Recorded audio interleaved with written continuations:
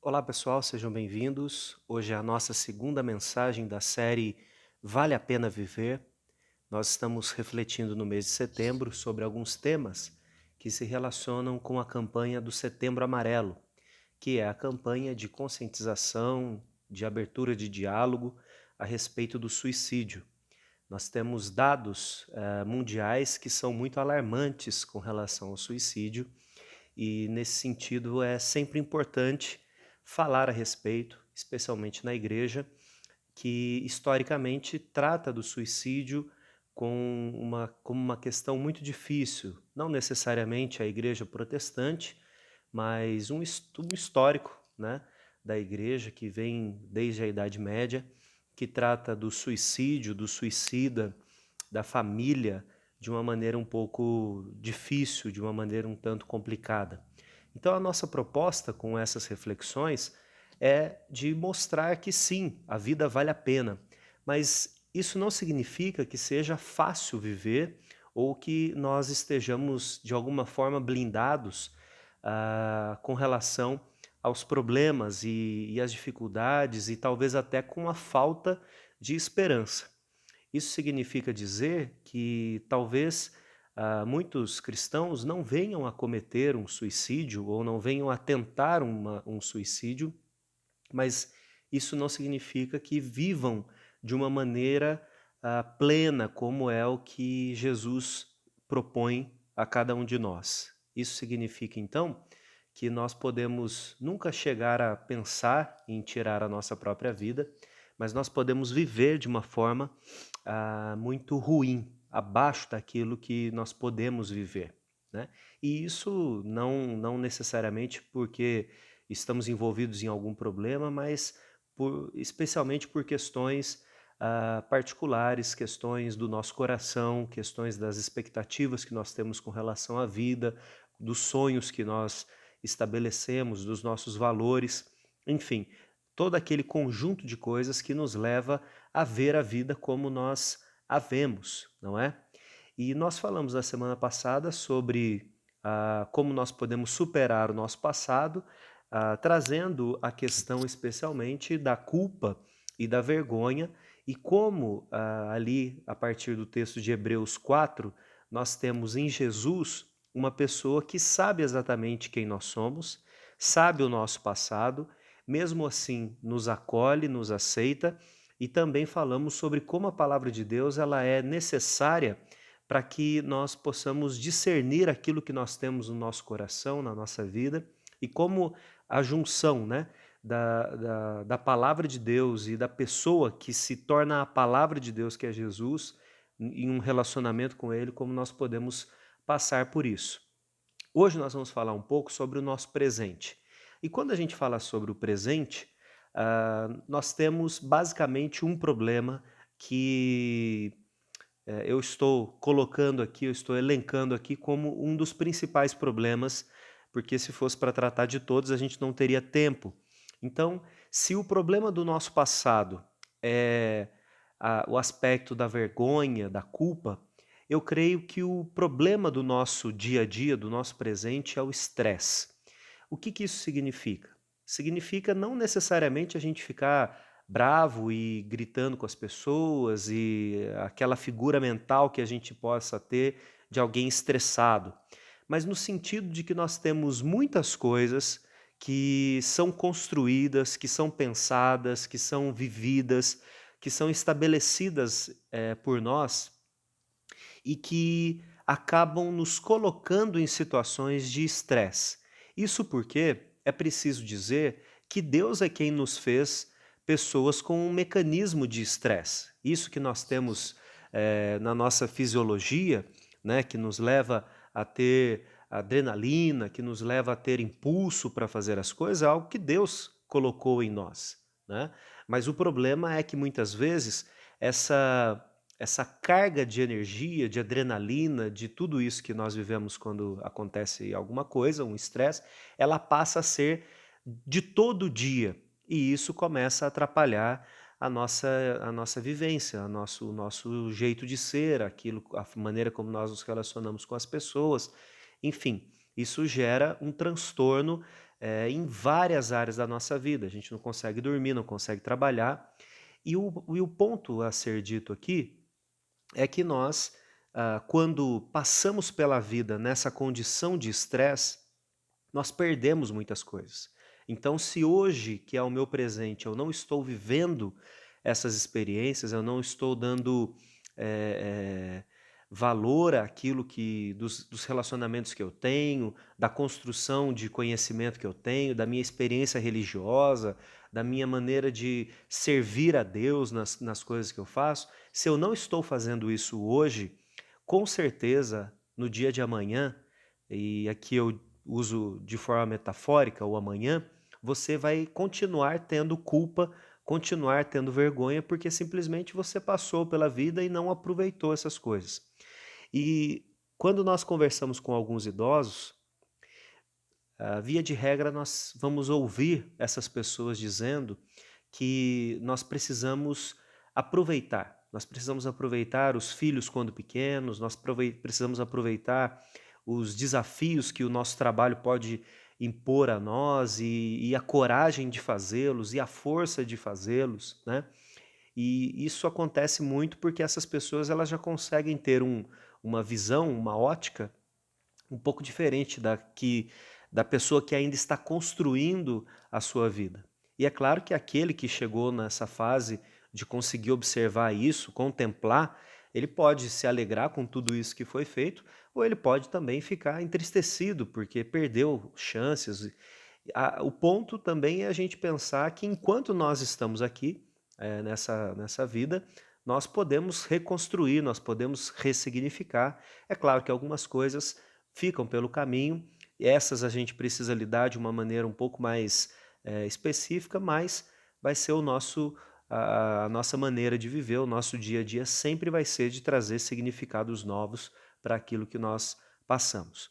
Então, o texto que eu quero falar com você hoje é um texto de Lucas, no capítulo 4, quando Jesus, estando em Nazaré, que era o local onde ele cresceu, ele vai à sinagoga, pega ali o livro da lei, né, o livro dos profetas, no caso aqui o profeta Isaías, ele lê um trecho e ele diz: essa profecia, essa promessa feita por Deus se cumpre hoje e se cumpre em mim.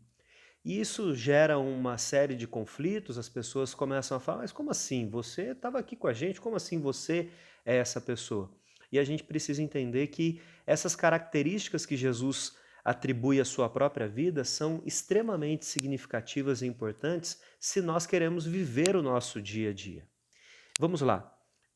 Lucas capítulo 4, versos 18 e 19, diz assim: O Espírito do Senhor está sobre mim, pelo que me ungiu para evangelizar os pobres, enviou-me para proclamar libertação aos cativos e restauração da vista aos cegos, para pôr em liberdade os oprimidos e apregoar o ano aceitável do Senhor.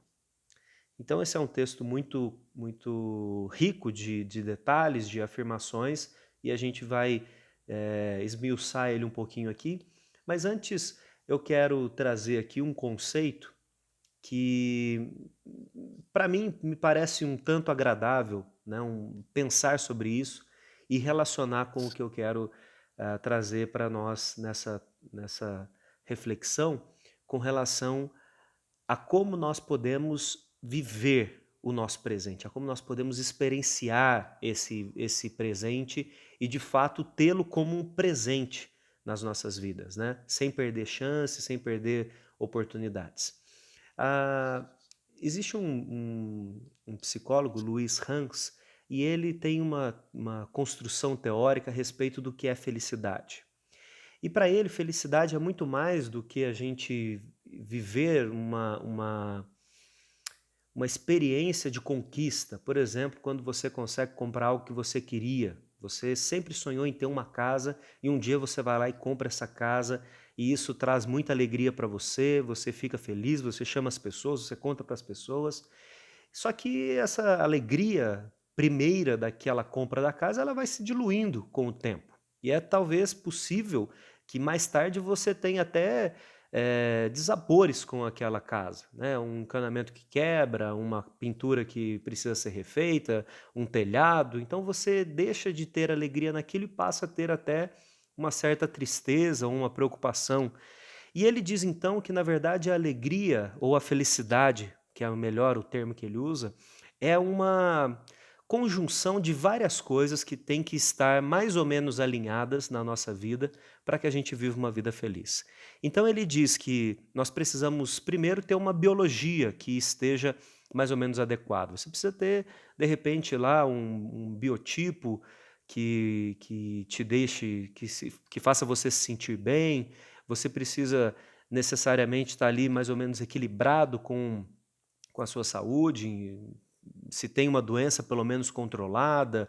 Enfim, a sua biologia precisa ter pelo menos um nível médio ali ou bom de satisfação para que você, pelo menos consigo mesmo, possa ter alegria, ter satisfação. Depois ele diz que a nossa personalidade também conta muito. Então nós temos pessoas que são mais introvertidas, outras mais extrovertidas, algumas são mais tendenciosas à alegria, a, a extravasar de repente determinadas coisas, outras pessoas são mais contidas, talvez até um pouco mais propensas a um caráter deprimido. Enfim, a nossa personalidade conta também. Ele vai dizer também que os nossos valores são extremamente importantes nessa construção da felicidade. Então, se você tem valores e você, por exemplo, trabalha em um lugar onde esses valores são considerados, você tem uma roda social onde esses valores são considerados, isso faz com que você se sinta bem. Por outro lado, se você tem determinados valores e trabalha em um lugar onde os seus valores são questionados, onde as pessoas vivem por outros valores, é provável que isso gere um desconforto em você. A mesma coisa acontece com os nossos hábitos. Você pode ter hábitos e esses hábitos serem aceitáveis, elogiados, queridos, né? E aí você vive bem, você consegue lidar com isso de uma maneira que traga satisfação. Mas é provável que também o contrário seja possível. E depois ele vai dizer que o ambiente é um fator extremamente importante nessa equação, nessa conjuntura de ter várias coisas que estão relativamente alinhadas para que você possa viver bem, né?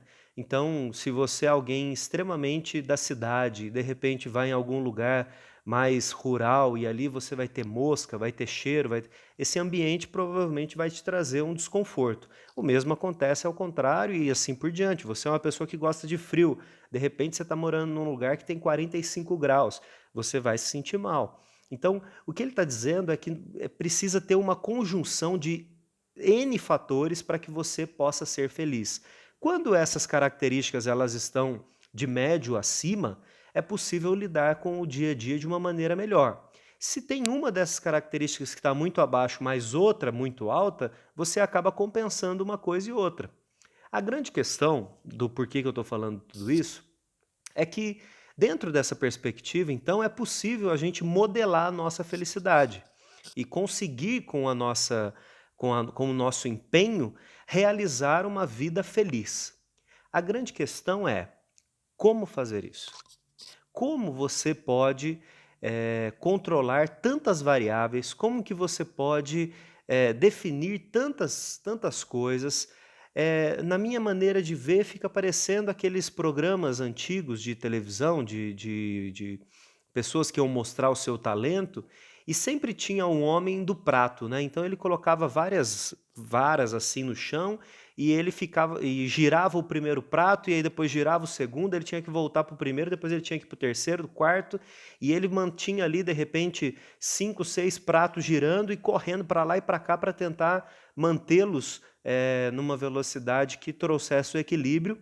E aí é claro que no final todo mundo aplaudia aquela característica, né, aquela habilidade de fazer tudo isso. Mas quando o entrevistador ia com o microfone falar com a pessoa que tinha mantido isso, ele estava exausto, ele estava esbaforido, porque é muito difícil a gente manter em equilíbrio todas essas coisas. E aí, eu quero então falar aqui sobre 3 coisas que eu acredito que são determinantes para que para que o nosso presente não seja um presente, para que o nosso presente seja penoso para cada um de nós. Porque nós ficamos, de fato, desejando a felicidade, como essa teoria traz, mas nós não temos condições físicas em nós e nem muitas vezes controle sobre essas variáveis que nos ajudem a fazer essa vida feliz. Por outro lado, a Bíblia aponta um caminho para a nossa felicidade, para a nossa alegria, que difere um pouco dessa questão, ainda que nós, como seres humanos, não vamos. Nada vai ser muito estranho para nós, né? Mas é um outro caminho. Sendo assim, essas três características que eu penso que a gente precisa refletir são as nossas expectativas, como nós lidamos com os problemas e o nosso senso de gratidão. A primeira delas, que é a questão das expectativas, se refere a algo que acontece no nosso mundo, principalmente na época que nós estamos, que é muito difícil de lidar se você não observar o que acontece.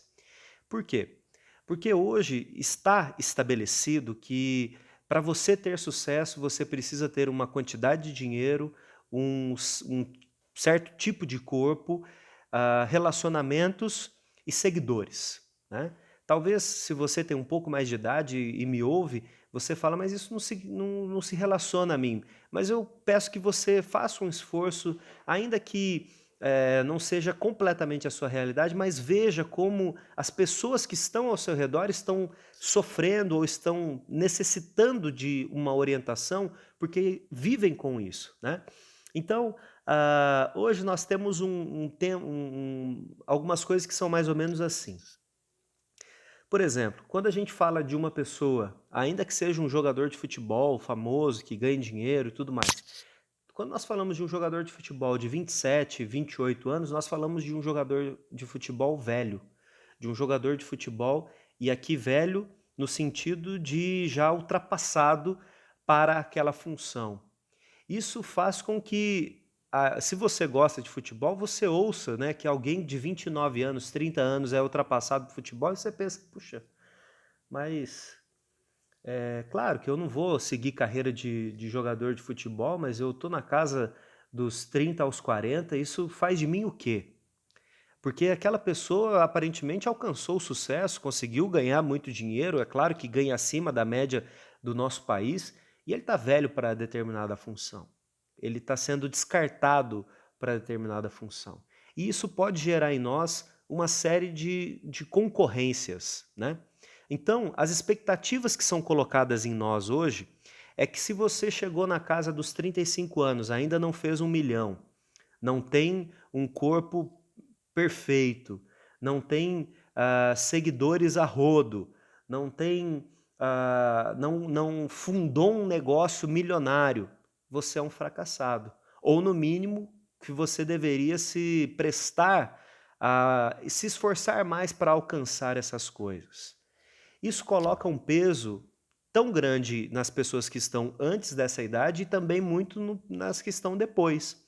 Porque até um pouco tempo atrás, se você fosse uma pessoa honrada, que cuidasse da sua família, conseguisse prover para ela alimento, estudo, uma casa segura, e você chegasse em uma velhice conseguindo ali algum dinheiro para sobreviver, isso era sucesso de vida, né? Agora a gente fala que essa pessoa é acomodada, que essa pessoa passou pela vida sem aproveitar. E o ponto que eu quero dizer não é que o antigo estava correto e o novo está errado, mas é no sentido de que nós temos um espírito da época, como a gente chama, né?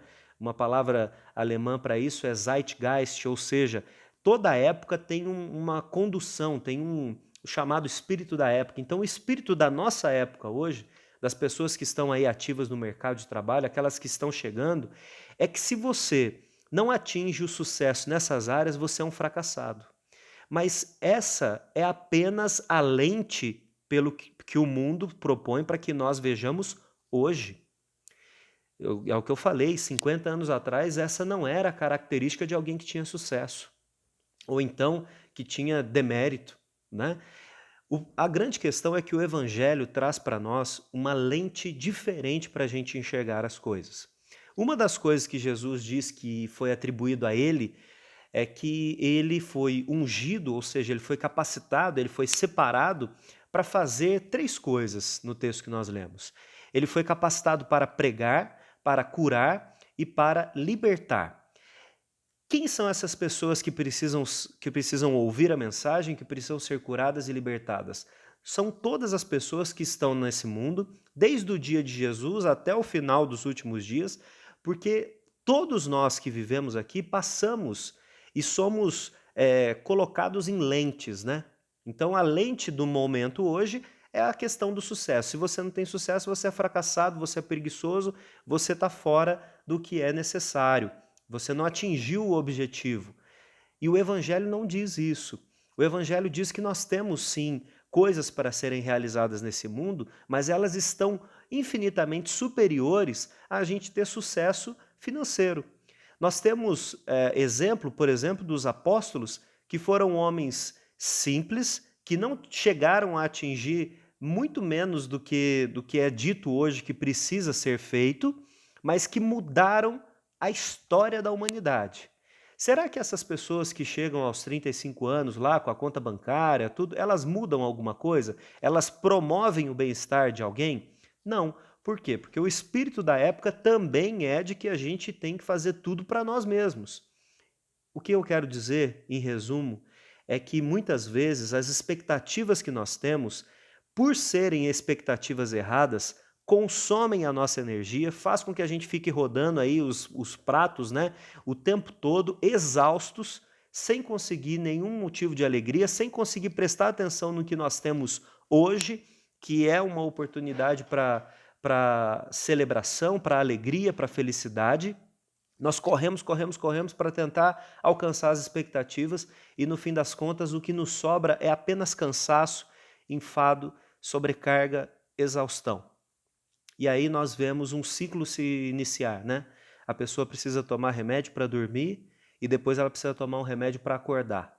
E aí ela precisa de café, cafeína, energético para se manter ativo durante o dia, mas aí à noite ela não consegue desligar, ela precisa tomar alguma coisa para dormir e ela entra nesse ciclo, um ciclo horrível.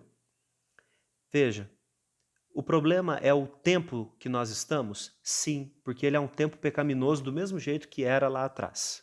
É o mesmo tempo, o problema sempre vai ser o mesmo. Mas nós podemos, através do Evangelho, trocar os nossos óculos, trocar a lente pela qual nós vemos o mundo. Se nós, ao ouvir o Evangelho de Jesus, acolhemos essa mensagem, nos aproximamos dele, começamos a ouvir aquilo que ele tem para dizer, aquilo que para ele é importante, aquilo que ele ama e que necessariamente é o que nós precisamos amar, você vai ver que é possível ter tempo, é possível cumprir expectativas, é possível até satisfazer até os nossos desejos particulares, mas dentro da perspectiva do Evangelho. Porque o que nós buscamos, em resumo, irmãos e irmãs, é valor, é que a nossa vida tenha significado, tenha sentido, é que acordar tenha algo para nós. E quando nós temos o Evangelho, nós temos esse algo. E esse algo não depende da nossa conta bancária, do físico que nós temos, da quantidade de seguidores que nós temos, isso depende exclusivamente da fidelidade que nós temos a Deus. Eu disse que tem um segundo problema na nossa vida, que é exatamente a forma como a gente lida com os problemas, né? Nós temos aí uma geração que nas redes sociais aí, né, elas são uma forma de comparar é dizer que as gerações antigas, né, elas são raiz e a geração mais nova é Nutella. Nutella, se você não sabe o que é um doce, né? Um chocolate misturado com avelã, que é um doce que ficou muito famoso aí. Então, assim, é coisinha nova, enquanto a gente está falando de outras coisas que são mais raiz e tal, né? Então, o que é dito é que essa geração Nutella, ela não aguenta lidar com os problemas, ela não tem sabedoria, ela não tem discernimento, ela abre mão de qualquer coisa. E a primeira constatação que a gente precisa fazer é que os tempos mudaram, né? Então, antigamente, se você tivesse vários registros na carteira de trabalho, isso significava que você era um fracassado, porque bom mesmo era o funcionário que tinha, de repente, um só registro. A vida inteira, 35 anos, 40 anos, passou na mesma empresa. Isso era ser um bom trabalhador. Hoje, se você pegar alguém com um único registro na carteira, a pessoa vai ser chamada de acomodada, né? Que não topou desafios novos. Então, mais uma vez, nós estamos falando da lente pela qual nós estamos enxergando o mundo. E aí é possível que a gente acuse as pessoas aí de 20, 30 anos de serem fracas, de não lidarem com as coisas como elas de fato são. A pergunta que a gente precisa fazer é quem é que criou essas pessoas assim, né? Como foi que elas chegaram a ser tão frágeis nessa condição? Ou será que elas estão falando sobre fragilidades que sempre existiram, mas que nunca foram reveladas, né? Então nós temos dois lados aí da mesma moeda.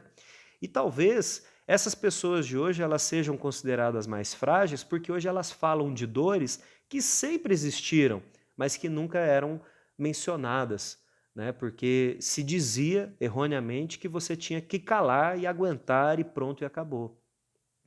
A grande questão aqui com relação à forma que a gente lida com os problemas é que nós podemos cometer um erro gravíssimo de generalizar a forma como a gente lida com os problemas. Então você vê hoje, de repente, uma jovem mãe com seus filhos pequenos e olha para ela e fala, mas você não sabe ser mãe, né? Olha só, você não corrige os seus filhos, você não faz isso, não faz aquilo. E isso traz apenas um peso a mais para essa mãe que já tem naturalmente o seu peso. A Bíblia aponta para nós uma característica de compaixão. E Jesus disse que ele veio curar aqueles que estavam feridos. Para curar aquele que está ferido, a gente precisa chegar perto e perguntar onde dói.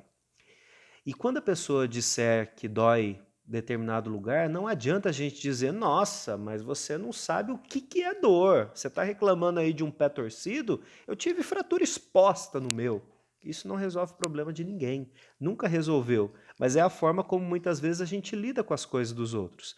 Então, Jesus ele não vem para dizer, você está falando que você está sofrendo? Rapaz, eu passei por uma cruz. Você sabe o que é a cruz? Sabe o que aconteceu no meu corpo? Ele não faz isso, pelo contrário, ele se compadece. Ele, na palavra da moda hoje, ele tem empatia por nós, né? E dentro da nossa dor, seja ela física ou psíquica, ele vem e nos socorre, nos cura. E nós precisamos entender que essa característica de Jesus, que ele disse que o Espírito de Deus está sobre ele e ungiu para fazer determinadas coisas, ela foi expandida para a sua igreja. Então hoje, é claro que nós não temos, cada um de nós, todas as atribuições de Jesus, mas nós, como igreja, podemos sim curar as pessoas. Podemos sim ser compassivos com elas, ouvi-las, não tratar os problemas delas como se fossem qualquer coisa. O ponto aqui, irmãos, você pode pensar assim, mas tem gente que é corpo mole. Eu não estou trazendo esse questionamento. O questionamento é que a gente entenda que é possível que a gente lide tão mal com os nossos problemas que isso venha atrapalhar a nossa vivência, a nossa experiência, inclusive com Deus, porque a gente passa tanto tempo preocupado em como resolver o problema ou lamentando porque a gente tem um problema e a gente não consegue, então, ver aquilo que Deus está fazendo na nossa vida. O texto de Lucas 4 diz que Jesus veio resolver essas coisas para nós. E a gente precisa, então, nesse sentido, acolher e ser abençoado. Eu vou usar uma expressão aqui, mas de certa forma a gente precisa permitir, né, que Deus resolva os nossos problemas. A gente precisa abrir mão dos nossos pecados, do nosso padrão de pensamento, da forma como a gente lida com as coisas e aceitar que Deus faça realmente uma reorganização no nosso coração. Um terceiro problema que acaba impedindo a gente de viver é a falta de contentamento, né? E essa questão do contentamento, ela muitas vezes é vista por nós como algo que está próximo, sempre adiante, mas nunca no momento presente. Então eu vou ser alegre quando eu adquirir tal coisa, quando eu me formar, quando eu formar os meus filhos, quando eu comprar a casa, quando eu comprar a segunda casa. Sempre adiante eu vou ter essa alegria, esse contentamento. Mas no dia de hoje eu não tenho. no dia de hoje eu reclamo, no dia de hoje eu sou amargurado, no dia de hoje eu acabo não conseguindo ver nada de bom, né? E eu simplesmente aponto para aquilo que um dia vai ser. E a grande questão que nos impede de viver é que esse dia nunca chega. Esse dia nunca chega. Porque se eu sempre coloco a minha esperança, eu sempre coloco a minha alegria, o meu bem-estar em algo que virá, certamente esse dia não vai chegar, né? Então, eu não vou conseguir me alegrar no dia que o meu filho se formar na faculdade. Eu preciso me alegrar agora com ele, quando ele ainda é criança, quando ele é adolescente, experimentando cada uma das fases, lidando com cada uma das fases e deixando que toda essa situação transforme também a minha vida. Lide também com quem eu sou, né?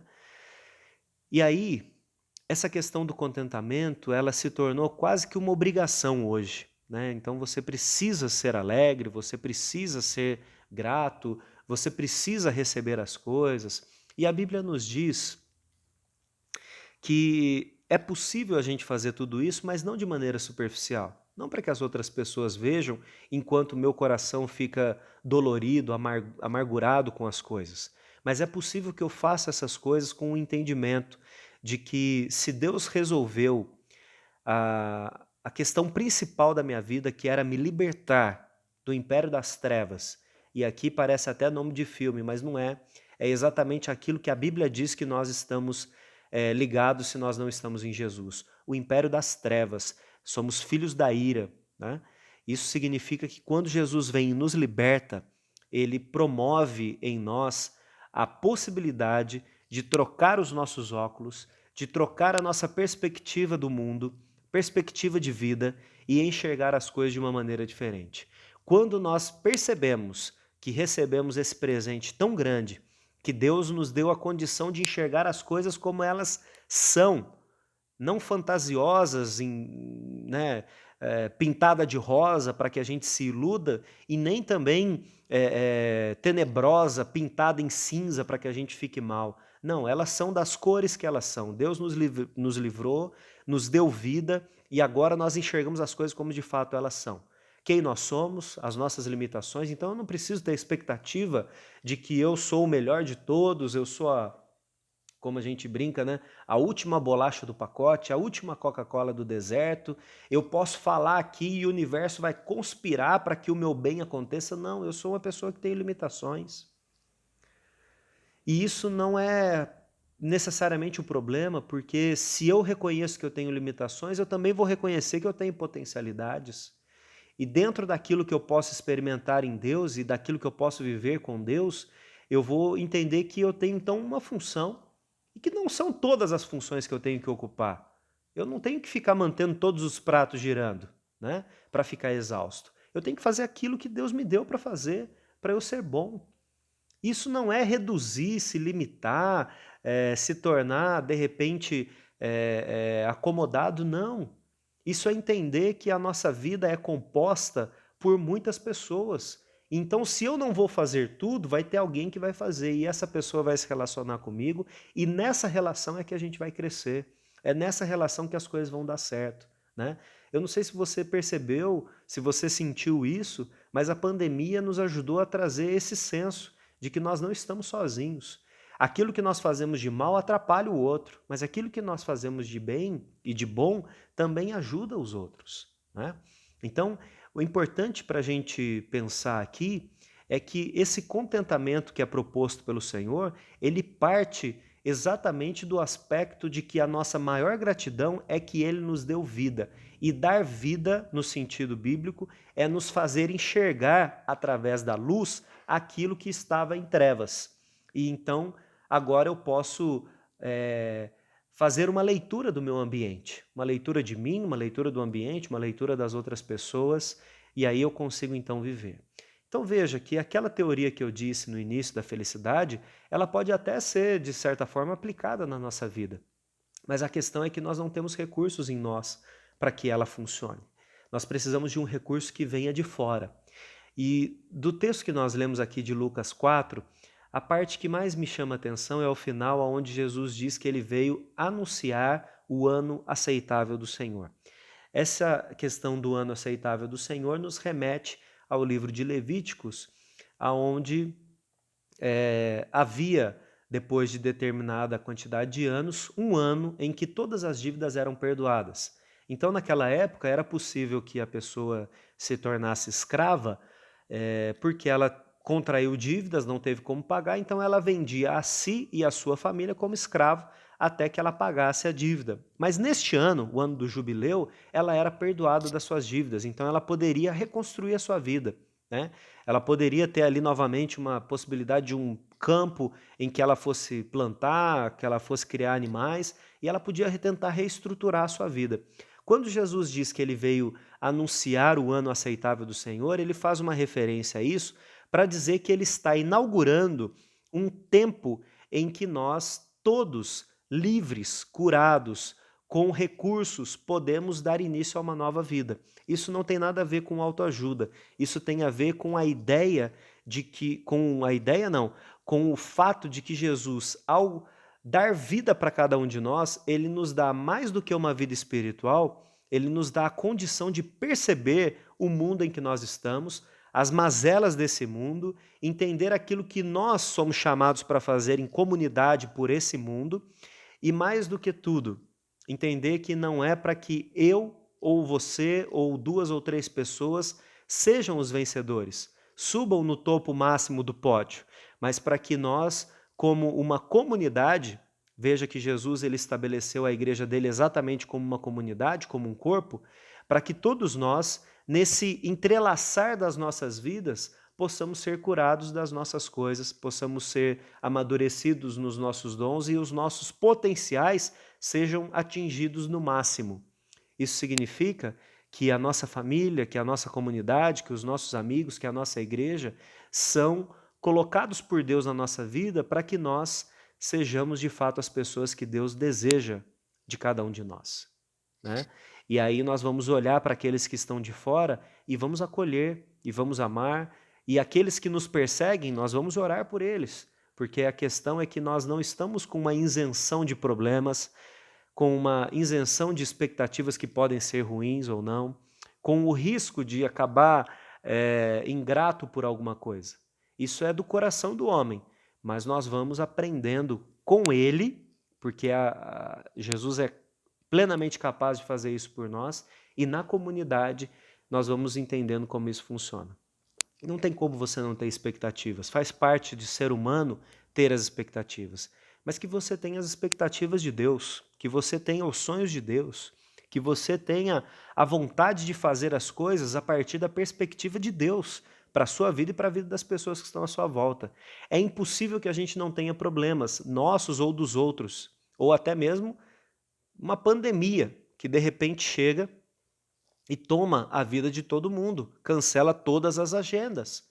É impossível que você não tenha problemas, mas é possível que você passe por esses problemas tendo a percepção de, por exemplo, que o apóstolo Paulo tinha, de que é possível, né, a gente passar por todas essas coisas porque é Deus quem nos leva a fazer isso. É Ele que nos faz fazer o impossível, né? Nós somos fracos, mas Deus é que nos faz fortes.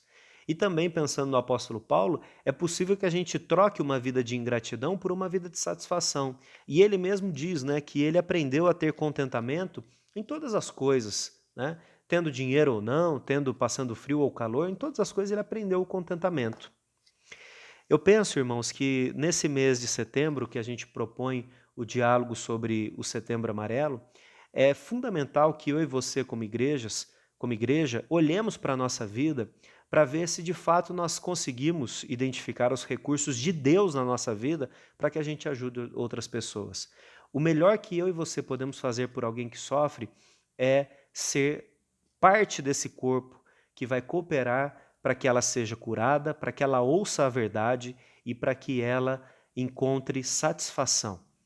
Não estou falando aqui que a nossa vida vai ser sem problemas. Eu estou dizendo que o Evangelho é o recurso único nesse mundo que de fato pode nos trazer alívio, contentamento, direcionamento para a gente seguir adiante.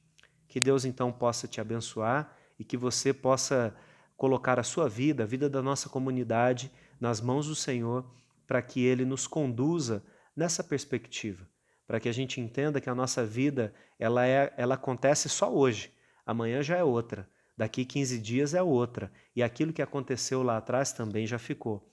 Nós devemos ser gratos ou devemos reconstruir, mas o dia para viver é hoje. Que Deus te abençoe.